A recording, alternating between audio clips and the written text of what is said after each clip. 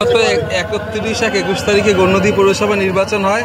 যিনি হয়েছিল হারিস, ওনার একটি সুসংগঠিত সন্ত্রাসী বাহিনী ছিল, যে কারণে স্যার আমরা নির্বাচনে আসলে ফলপ্রসূ কিছুই করতে পারি নাই।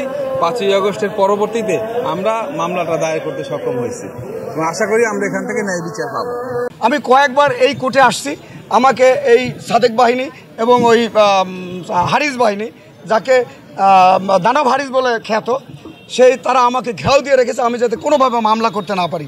এবং কয়েকবার আমার বাসায় গিয়েছে, বাসায় গিয়ে আমার 2 ছেলেকে মাথায় অস্ত্র থেকে বলেছে তোর বাবা যেন কখনোই এই মামলা না করে। এই জন্য আমি ওই সময় মামলা করতে পারিনি। আমার জীবন নাশের ঝুঁকি ছিল, প্রাণ নাশের ঝুঁকি ছিল।